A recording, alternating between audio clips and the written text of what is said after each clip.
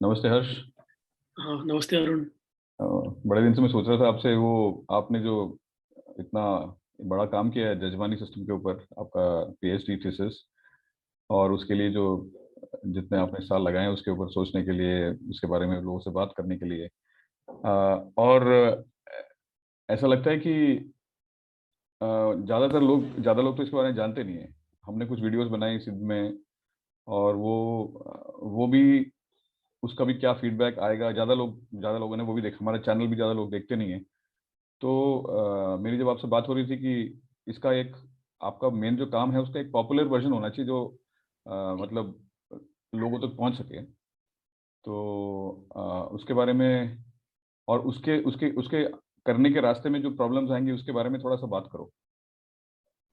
हाँ, ये अच्छा पकड़ लिया मुझे आज।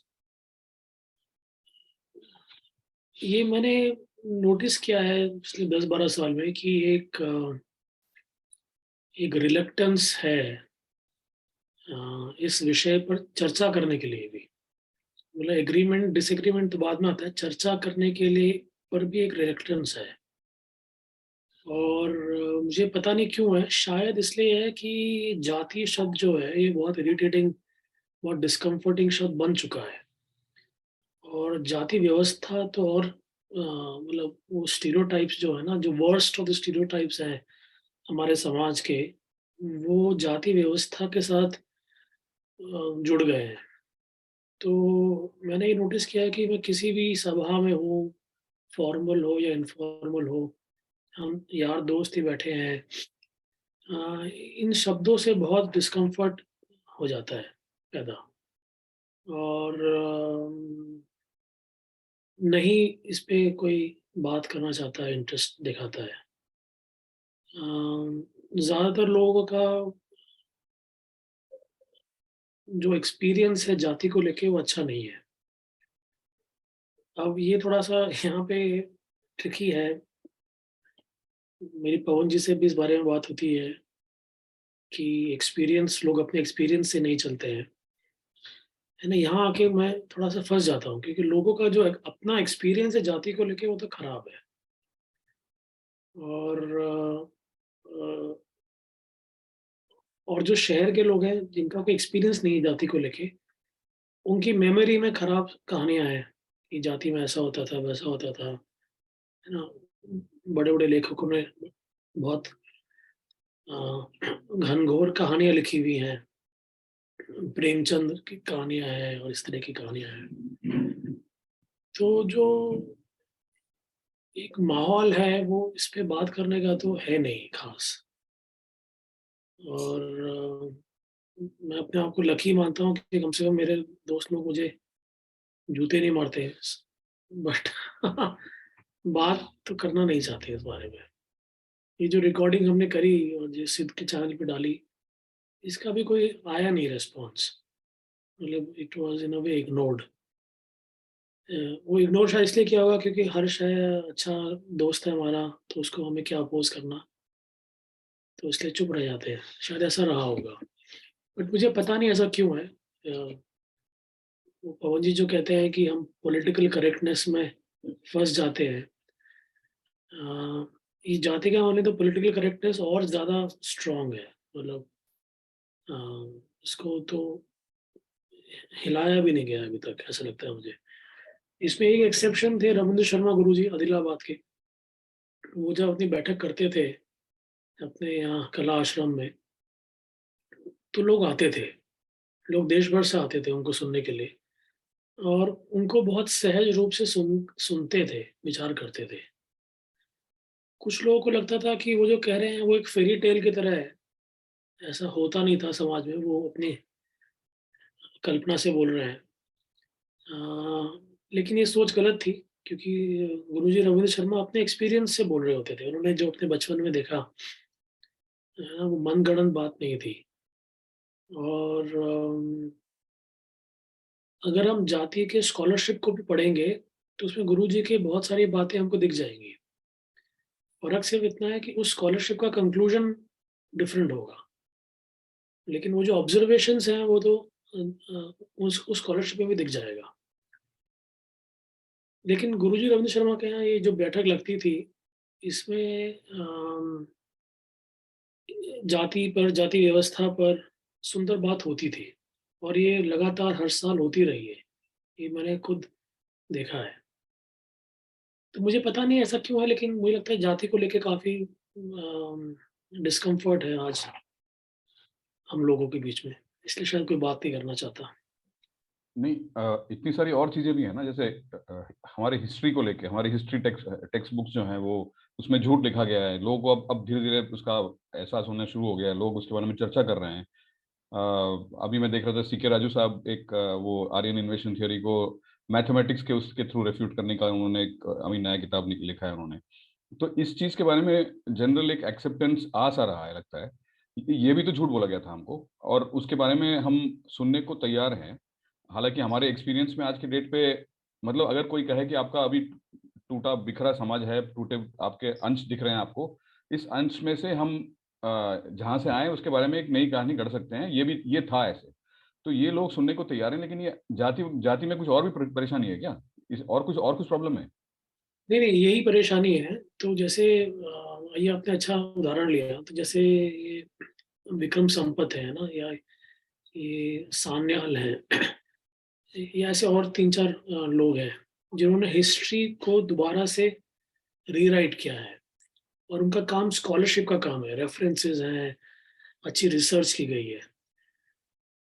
उनके काम के बेसिस पर अब लोग दोबारा रिविज़िट करने को तैयार हैं हिस्ट्री को। नहीं तो लोग अपनी एनसीईआरटी बुक रोमिला थापर कोई सच माने बैठे थे। तो शायद इस जाति में भी शायद ये काम की ज़रूरत है कि अगर कोई स्कॉलरशिप बेस्ड काम कर सके, जाति के एक दूसरे नैरेटिव को पेश करके, उसमें स्कॉलरशिप ज़रूरी है, रेफरेंसेस होना ये सब, अदरवाइज़ वो रिजेक्ट हो जाएगा। तो शायद लोग खुल जाएँगे इस बारे में बात करने के लिए। शायद, है ना? ऐसा लगता है। इसमें एक प्रॉब्लम शायद अभी भी ये है कि कुछ लोग हैं जिनका एक्सपीरियंस बहुत खराब है जाति को लेके, जिसको हम बिहार, यूपी के दलित कहते हैं। उनका अपना लिव्ड एक्सपीरियंस काफ़ी खराब है। तो इसलिए वो अभी वहाँ ज़्यादा ग्रेटर रेजिस्टेंस है। अम, लेकिन उसके लिए भी स्कॉलरशिप चाहिए दिखाने के लिए कि ऐसा क्यों हो रहा है। मतलब मेरी एक बार बात हुई थी मधुकेश्वर जी से। मधुकेश्वर बड़ी ज़माने की सोशल साइंटिस्ट रही हैं। तो वो बता रही थी मुझे कि उनके यहाँ कोई यंग लड़के आए जो कि पासवान समाज से थे। बिहार में पासवान लोग अ, नीची जाति के उसमें आते, शेड्यूल कास्ट में आते हैं। तो उन्होंने, मधुकेश्वर ने उनको कहा कि आपका समाज तो इतना गौरवशाली समाज रहा है, आप अपने समाज के गौरव गाथा के ऊपर क्यों नहीं रिसर्च करते हैं? कैसा क्या-क्या काम करते थे आप लोग? क्या-क्या स्ट्रेंथ थी आपकी? तो स्टूडेंट इंटरेस्टेड ही नहीं था। वो स्टूडेंट इस बात में इंटरेस्टेड था कि हमारे साथ समाज के साथ क्या ज़ुल्म हुआ, इस पे मैं रिसर्च करूँगा, है ना?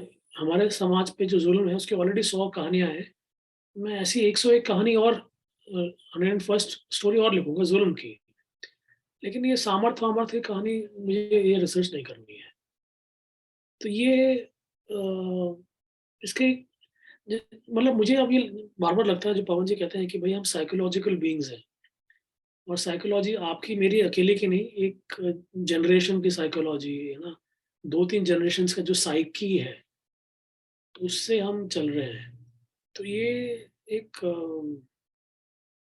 शायद कुछ साइकोलॉजिकल लेवल पे हमको हुआ है कि हमारे जो भी है 200 साल में हमारे जो एक्सपीरियंसेस रहे, हम लोग इमेजिन करना बंद कर दिए हैं, ऐसा मुझे लगता है। कि हमारी इमेजिनेशन बहुत संकीर्ण हो गई है, ऐसा मुझे लगता है। ऑफ कोर्स मैं ये नहीं कह रहा हूँ कि मेरी इमेजिनेशन बहुत बड़ी है, बिल्कुल भी ऐसा नहीं कह रहा हूँ।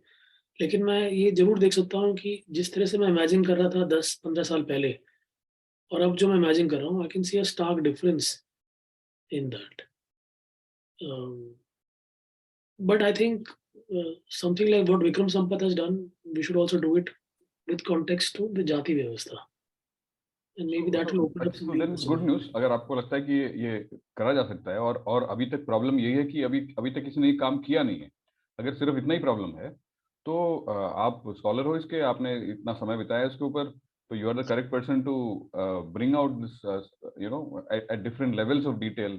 एक बिल्कुल दो मिनट का वर्जन, एक 15 मिनट का वर्जन, और एक यूट्यूब वीडियो तो बना ही रहे हैं। लेकिन अगर कुछ किताब जैसे कुछ एक थोड़ा सा, जैसे आप कह रहे हो रेफरेंसेस के साथ, अगर एक ऐसा किताब हो जो एक्सेसिबल हो, लोगों को पहुंचा जा वो इन्फॉर्मेशन पहुंचा जा सकता है, वो मेरे ख्याल से करने का टाइम शायद फिर आ गया वो।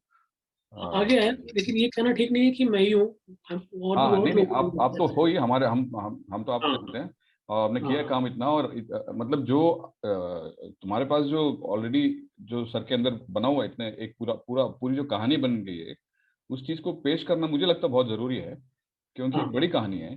और ये हम अगर दूसरा, जैसे कि वो पंडित सुंदरलाल तो 1920 या 1930 में लिख रहे थे ना, हाँ वो कहानी भी ज्यादा लोग नहीं जानते थे, या महात्मा गांधी बात करते थे इसके बारे में। वो चीज को निकल के आने के लिए इतना समय लग गया, 30 40 हाँ 50 70 साल लग गए ना। वो धीरे हाँ धीरे बातें धीरे ही खुलती हैं, क्योंकि इतना हाँ, जो धीरे हमारे धीरे ऊपर ये मतलब इतना तोड़ फोड़ हुआ है यहाँ पे, इतना अत्याचार हुआ है, इतना मतलब ब्रेन वॉशिंग का इतना बड़ा प्रोग्राम चला है, उसमें से निकल के आने के लिए समय लगता है। तो हाँ तो अगर अगर इतना ही प्रॉब्लम है कि जाति व्यवस्था कोई ऐसी चीज नहीं है जिसमें मतलब कोई इतना बड़ा कुछ और छुपा हुआ चीज उसके पीछे है, जिससे हम बात ही नहीं कर सकते, तो अगर ऐसा नहीं है तो फिर अब बात करना शुरू करना चाहिए मेरे ख्याल से आपको। जो हम सोच रहे थे कि आपको एक बिल्कुल प्रॉपर बिल्कुल। बुक टाइप लिखना चाहिए। हाँ तो बिल्कुल प्रयास है। मैं यही पूछ रहा था कि मतलब और कुछ परेशानी है क्या इसमें, और कुछ प्रॉब्लम है? Is there any other psychological problem which stops people from I mean even looking at this? हाँ मतलब एक एक तो ये भी है, दूसरा कुछ कंसेप्चुअल कंफ्यूजन्स भी है ना, जैसे कि मैंने आपसे पहले भी ये शेयर किया है कि जैसे वर्ण और जाति को एक मान लेना, ये कॉन्सेप्चुअल कंफ्यूजन है। तो इस तरह के कॉन्सेप्चुअल कंफ्यूजन्स भी है ना, या जो शेड्यूल कास्ट है या जो दलित है उनको जाति मान लेना। दलित शब्द तो एक अलग कैटेगरी है ना, वो कॉइनेज है, दल से आता है, ग्रुप से आता है। तो इस तरह के कॉन्सेप्चुअल कंफ्यूजन्स भी है। एक तरफ तो नैरेटिव की हेजेमनी है, आप नैरेटिव को चैलेंज करेंगे तो काफी जूते पड़ेंगे आपको। दूसरी तरफ ये कॉन्सेप्चुअल कुछ कंफ्यूजन्स भी हैं, तो दोनों ही चीज़ों को हमको काम करना चाहिए मिलकर, है ना? नैरेटिव पे भी काम करना चाहिए और कॉन्सेप्चुअल रिफाइनमेंट पे भी काम करना चाहिए। जैसे कि मैं मतलब बहुत आदर के साथ नाम ले रहा हूँ, जैसे अपने विक्रम संपत्ति है ना, he is done a great work, लेकिन अभी भी वो हिस्ट्री और इतिहास को एक ही मान के चल रहे हैं, है ना? Probably his next step would be कि वो इसमें भी भेद अपनी किसी किताब में करें, है ना? जैसे कि मतलब मैं मानता हूँ कि धर्मपाल जी का जो काम है उसमें भारतीय चितमानस काल एक तरफ है और बाकी काम एक तरफ है, क्योंकि वो हिस्टोरिकल काम है उनका। जो भारतीय चितमानस काल में वो हिस्ट्री को छोड़ के आगे कुछ स्पेकुलेट करने की चेष्टा कर रहे हैं। तो मतलब ये नैरेटिव की हेजेमनी एक प्रॉब्लम है, कुछ कॉन्सेप्चुअल क्लैरिटी भी होनी चाहिए, इससे भी काम करना चाहिए, इंक्लूडिंग मुझ में भी, है ना? मुझ में भी काफ़ी सारी चीज़ें क्लियर नहीं है अभी। जैसे सवाल मुझसे बार-बार पूछा जाता है, अमित ने भी पूछा था कि वो जाति को कैसे डिफाइन करेंगे आप? इसका अच्छा जवाब अभी मेरे पास है नहीं। इसका अच्छा जवाब होना चाहिए मेरे पास। नहीं, तो इसमें मुझे लग रहा है आप मतलब तुम्हारी बात सुन के कि एक प्रॉब्लम तो यह है कि अगर हम देखें कि ये जो कहानी थी कि भारत एक बहुत गरीब देश था और अशिक्षित था, और उसको अंग्रेजों ने आके ठीक किया उसको, वो उस नैरेटिव में, और वो हमने मान लिया उसको, उसकी कहानी हम मतलब पी गए कि ये ऐसा ही था। लेकिन उसमें जो शब्दों का जो प्रयोग हो रहा है, उसके अलग अलग अर्थ नहीं थे इसमें। जैसे कि मैं कह रहा हूँ कि अब जो अभी ये दलित की बात हो रही है या जाति व्यवस्था की बात हो रही है, ये जिन शब्दों को हम फिर से जिसको लेके बात करना चाहते हैं, उसके ऑलरेडी कुछ और मीनिंग्स गढ़ चुके हैं लोगों ने। तो मेरे ख्याल से इस पर्टिकुलर चीज में एक प्रॉब्लम ये होगा कि जो शब्द अभी यूज करे जा रहे हैं, वो उसी शब्दों को हम भी यूज कर रहे हैं, लेकिन किसी और तरीके से यूज करना चाहते हैं, शायद एक पुराने तरीके से। हाँ, वो ये एक प्रॉब्लम हो सकता है। I am just thinking while you talking, मुझे लग रहा है कि it is a problem that many of these words have been appropriated. So either we make the effort to redefine those words or we coin new words. जैसे आपने कहा कि अंग्रेजों ने आके हिंदुस्तान को एजुकेट किया। अब यहाँ पे एजुकेशन शब्द जो है वो क्रिश्चियन एजुकेशन तक लिमिटेड है ये। कि भाई हिंदुस्तान में क्रिश्चियनिटी का नॉलेज नहीं था, अंग्रेजों को लगा कि जहाँ क्रिश्चियनिटी नहीं है वो तो बारबेरियंस हैं, तो इनको इनको लाइट दिखानी चाहिए, तो इनको एजुकेशन लो। क्रिश्चियन मिशनरीज का काम था ये। लेकिन अभी हम उस एजुकेशन को हम एक बहुत व्यापक ढंग से यूज करते हैं, है ना। तो ये एक मुझे लगता है हमारे मॉडर्न ऑडियंस को थोड़ा सा they should we should very careful about words we are reading, है ना। जैसे education word is a different for कि क्रिश्चियन जैसे ये इस्लाम में भी मिलता है कि मोहम्मद से पहले जो था वो जहालत थी। जहालत मतलब बारबेरिज्म। तो जब कोई इस्लामिक स्कॉलर जहालत की बात करेगा तो बेसिकली वो नॉन इस्लामिक वर्ल्ड की बात कर रहा है। इसका मतलब ये नहीं कि आप और मैं जाहिल लोग हैं, इसका मतलब बिल्कुल भी ये नहीं है, लेकिन वो उस सेंस में वो यूज होता है।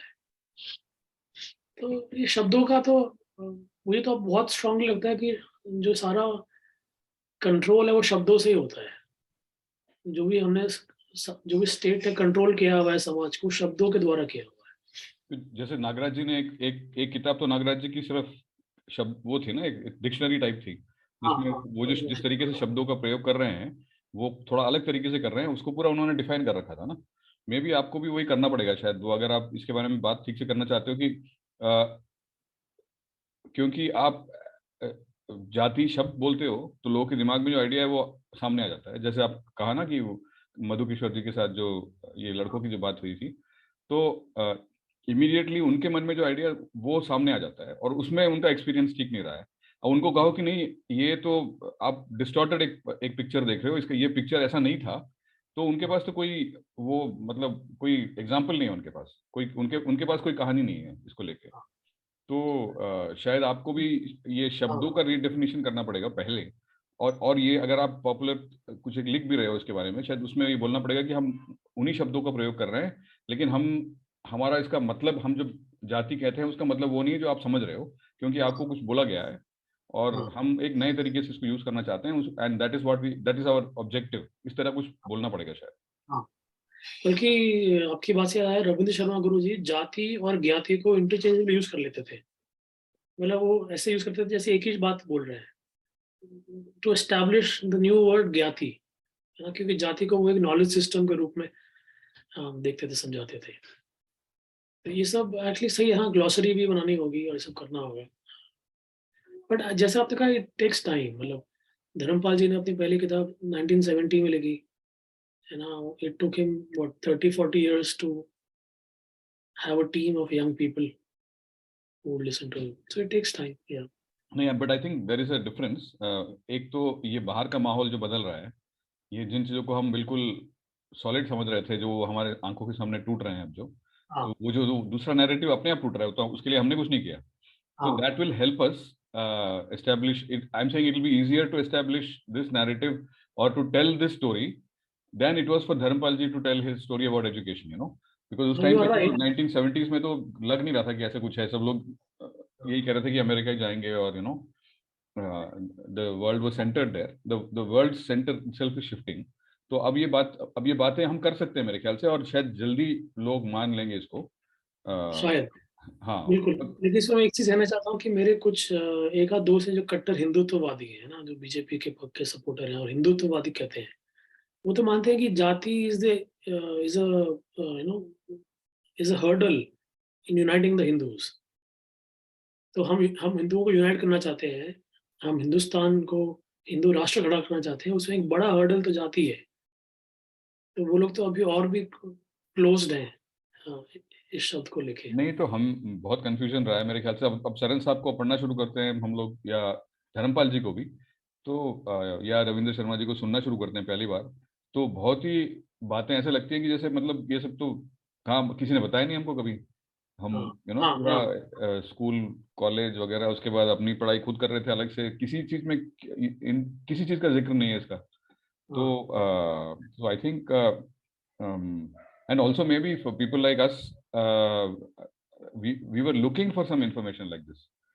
हाँ अब मैं तो ये बोलता था कि अगर सब झूठ बोल रहे हैं, तो मैं तो इस झूठ को विश्वास करूंगा कि जो मुझे थोड़ा अब बल दे, मुझे स्ट्रांग बनाए। तो I would prefer to believe that lie, no. अगर आप कहते हो कि ये भी झूठ है, वो भी झूठ है, तो फिर मैं वो झूठ विश्वास उसमें जाऊंगा जो मुझे मजबूत बनाए। तो बट लोग अड़े हुए हैं चीजों पर, मतलब कुछ कुछ चीजें ये लगा। भी मुझे लगता है ये साइकोलॉजिकल चीज है कि हम उस झूठ को प्रेफर करते हैं जो कि हमको हमारी पिटाई करता है, एंड वी फील ट्रूथफुल कि देखो हम कितने ऑब्जेक्टिव हैं, हम खुद ही अपनी पिटाई कर रहे हैं। और अगर कोई ऐसा झूठ जो हमको बल देता है, हमको लगता है नहीं नहीं, no we are being dishonest here. ये भी कुछ साइकोलॉजिकली लगता है मुझे, मतलब एटलीस्ट मैं अपने लिए देखता था कि that's psychologically. There, but I think हमारे देश में तो जो जिसको हम दर्शन बोलते हैं, वो चीज तो सच को ही देखने का वो है ना, मतलब कि it's a tradition of seeing the truth. हाँ, And I think by the way we are, all of us have access to that. So that will also help us, I think, if we are able to come at your story from that angle. कि हाँ, uh, मतलब कुछ चीज कुछ कहानियां सही लगती हैं मुझे, क्योंकि पता नहीं मेरे अंदर से कुछ बात, जैसे ये जो रीइंकारनेशन वाली बात है, वो अभी मेरे को कोई पूछ रहा था कि तुम्हारा विश्वास है इसमें इतना, क्योंकि मैं बोलता रहता हूँ इसके बारे में ना, तो विश्वास में तो कभी सोचा नहीं इसके बारे में, बट ये तो मुझे तो पता है कि ऐसे ही है, पता है, मुझे पता है। अब आप उसको कहो कि झूठ है या आप अंधविश्वासी हैं, या मतलब जो भी आप कहो, लेकिन मैं तो बचपन से जानता हूँ। अब मुझे पता नहीं कैसे आया मेरे सर के अंदर, ये मैं तो साइंटिस्ट हूँ, आईआईटी वाईटी गया, लेकिन मेरे आई माई belief in reincarnation is just fundamental, या इट्स ऑलवेज बीन देयर। तो ये I don't know where it came from, yeah and yeah I don't know why it didn't go out, मतलब कि why I was not educated out of it. तो I am saying इस तरह की चीजें रहेंगी हमारे सबके अंदर, जो शायद ये जो पुरानी कहानी है। मैं भी अपना एक ब्लॉग फॉलो करता हूँ, वो बंदा बड़ा इंटरेस्टिंग एक बात कर रहा था। किसी ने कहा कि अभी नया कुछ एक्सपेरिमेंट हुआ है साइकोलॉजी में, कि वो जो कुछ ब्रेन के अंदर वाला वो स्टडी कर रहे थे, और ये कुछ डीएमटी या कुछ एक ड्रग वाले उसमें they found out that people create their own reality, you know. तो so they got some objective proof for that, मतलब I don't know ECG machine connect करके। तो दिस ब्लॉगर वाज सेइंग कि ये जो अभी साइंटिस्ट जो पता कर रहा है, ये वेस्टर्न फिलोसोफर्स ने 1800s 1900s में पता किया था, वेस्टर्न फिलोसोफर्स ने। And he said the Indian philosophers did it 2000 years ago. This idea of Maya, or the idea of Jagat Mithya wala also, or, you know, going back before that also, the idea of what is reality, उसके बारे में काम तो हजारों साल पहले हुआ यहाँ पे। तो हम मैं तो मतलब ये तो कोई अमेरिकन बात कर रहा है ना, मैंने तो आज तक कोई बिल्कुल इंडियन को नहीं सुना ऐसे बोलते हुए इसके बारे में। बिल्कुल। बल्कि इस बात से मुझे ये बात कहने का मन है कि ये जो एक माहौल बनाया गया कि भाई साइंटिफिक टेम्पर होना चाहिए, उसकी वजह से ये ऑब्वियस चीजें भी हम छोड़ देते हैं कि unless a scientist says it कि ऐसा हो सकता है ना, हम छोड़ देते हैं। नहीं, ये तो बात कब से है हमारे पास कि भाई अपने लोग अपनी कल्पना में दुनिया बना सकते हैं। तो ये साइंटिफिक टेम्पर का जो हवा बना है, ये भी एक बड़ी प्रॉब्लम है भारत के समाज को एड्रेस करने के लिए। क्योंकि हम लोग हमेशा लिटरल मीनिंग निकाले चले जाते हैं, और उस लिटरल इंटरप्रिटेशन में हम मिस इंटरप्रेट करते हैं चीज़ों को। ये एक बड़ा प्रॉब्लम है ना? जैसे मुझे विक्रम संपत का ही याद आ रहा है, एक इंटरव्यू में वो कहते हैं, और मुझे याद है कि मैंने भी पढ़ी थी एनसीईआरटी की किताब में, ये लिखा था कि एंशिएंट इंडिया में यज्ञ करते थे ब्राह्मण लोग, और यज्ञ में पका पकाया अनाज डाल देते थे आग के हवाले, है ना? जिसकी वजह से एंशिएंट इंडिया में फैमिन्स आते थे, क्योंकि आपने फसल आग में डाल दी। अब अगर लिटरली इंटरप्रेट करेंगे तो ये बहुत ही बेवकूफ़ी है। आप पकी पकाई फसल आग में क्यों डाल रहे हैं, जला रहे हैं? लेकिन इससे तो कुछ निकलता नहीं है ना, मतलब द होल यज्ञ एक बहुत ही कॉम्प्लेक्स एक्शन है, बहुत सोफिस्टिकेटेड एक्शन है। It's 11 hours. उसका एक बहुत सिंपलिस्टिक रिजेक्शन हो सकता है, लिटरल इंटरप्रिटेशन। तो ये भी एक बड़ी समस्या है। मैं इसलिए कह रहा हूँ क्योंकि गुरुजी रविंद्र शर्मा को जब लोग सुनते थे, तो जो लोग लिटरली इंटरप्रेट करते थे, वो फिर दोबारा नहीं आते थे सुनने के लिए। वो लोग जो कि लिटरल इंटरप्रिटेशन से हट गए होते थे, जो भी कारण हो, वो आते थे फिर बार-बार सुनने के लिए उनको। तो एक बड़ा व्यवधान ये भी है, जो साइंटिफिक टेम्पर का हौवा बना हुआ है अ, हमारे स समाज में। तो ये भी एक प्रॉब्लम है मुझे लगती है। Literal literal interpretation is the only interpretation. नहीं ये तो आधुनिक आपके शिक्षा व्यवस्था का वो प्रॉब्लम है ये कि आप पूरा आप ये मटेरियलिस्टिक पैराडाइम की बात है ना, ये सब चीजें जो सेंसोरियल होनी चाहिए, मटेरियलिस्टिक होनी चाहिए, नहीं तो आप उसका विश्वास नहीं कर सकते हो। हाँ, you have banished all that, so that is the problem of the way we are taught, but everybody's lived experience includes other things also. और हमारे हाँ, मतलब रोज हम लोग रात को सोते हैं, सपना देखते हैं, और तो ये सब चीजें क्या मतलब हम जो हम कहाँ रखते हैं अपने इंफॉर्मेशन को, मेमोरी किधर है? इनके हिसाब से ब्रेन में है, वो ब्रेन में कहाँ ढूंढ के निकालेंगे उसको? तो ये मन जिसको कहते हैं वो कहाँ पे है फिजिकली? तो ये सब हाँ, चीजें तो इनके बारे में कुछ चर्चा होती नहीं है। हाँ, तो ये भी शायद बदलेगा अभी। इसके बारे में भी मेरे ख्याल से वेस्ट में बात शुरू हो गई है कि अब जो साइंस जिस तरीके से ये मटेरियलिस्टिक साइंस है, क्योंकि ये क्वांटम मैकेनिक्स तो मटेरियलिस्टिक नहीं है।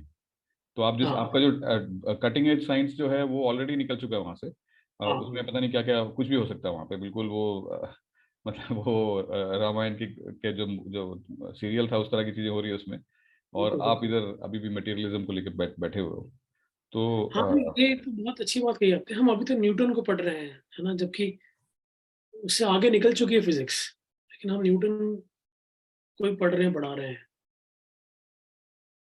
तो ये है प्रॉब्लम। बढ़िया, मुझे लग रहा है कि आप एक चीज़ और ऐड कर दूँगा, एक लाइन और ऐड कर दूँगा। ये साइंटिफिक टेम्पर के अलावा जो दूसरा एक बड़ा हर्डल है, वो ये है, ये इसको कहें अब्राहमिक इंटरप्रिटेशन ऑफ थिंग्स, है ना? तो अब्राहमिक रिलिजन्स में स्वर्ग नर्क की कल्पना है। वही कल्पना हम यहाँ पे भी देवी-देवताओं पे लगा देते हैं, स्वर्ग नर्क पे लगा देते हैं। यहाँ कुछ अलग ही बात हो रही है देवी-देवताओं के लिए। यहाँ पे मतलब महाभारत में तो दुर्योधन भी स्वर्ग में पहुँच गया था, है ना? तो बट ये अब्राहमिक इंटरप्रिटेशन भी हम यहाँ के टेक्स्ट का करते हैं। ये भी एक है ना, गॉड एक ही होता है, और है ना, मतलब ये भी एक मुझे प्रॉब्लम लगता है। नहीं तो साइंस भी वहीं से, मॉडर्न साइंस वहीं से निकल के आया है। उसके बिल्कुल, उसके पीछे तो क्रिश्चियनिटी है और क्रिश्चियन वर्ल्ड व्यू है। Newton was a devote Christian. तो हाँ, हाँ, तो उसके पीछे भी वही सोच है। तो नहीं, मैं ये कह रहा था कि अगर चीजें जिस तरीके से आगे बढ़ रही हैं और लोग जिस तरीके से थोड़ा खुल से रहे हैं, तो ये आप जाति के बारे में बहुत जो बात करते हो, वो उसको शायद एक एक पॉपुलर वर्जन बनाने का शायद समय अब आ चुका है। मेरे मुझे लग रहा है बिल्कुल। कि इट विल वर्क प्रॉब्ली। या नहीं, उस तरफ काम करना है। हाँ, मतलब मुझे तो बहुत पोटेंशियल दिख रहा है ये जजमानी व्यवस्था को अनरावल करने में, स्पेशली समाज के संदर्भ में। बढ़िया। मेरा अपना फैंटेसी हो सकता है, लेकिन मुझे तो अभी लगता है ऐसा ही है। नहीं नहीं, बढ़िया है, बढ़िया। I think it's very important. I think it's an बिल्कुल, इम्पोर्टेंट स्टोरी। और ये जो समाज की बात करते हैं, हिंदू समाज की, उसके पीछे तो यही है ना, मतलब उसकी रीढ़ की हड्डी तो यही है। यही है, यही है, हाँ, बिल्कुल, तो इसको बिल्कुल लेके ही यही। चलना पड़ेगा। अगर आप किसी, या इसका कुछ एक नया फॉर्म बाद में, बट कम से कम इस कहानी को तो निकालें कि ये था ऐसे। वो चीज़ तो कम से कम लोग समझें कि चलता कैसे था ये। बिल्कुल, बिल्कुल।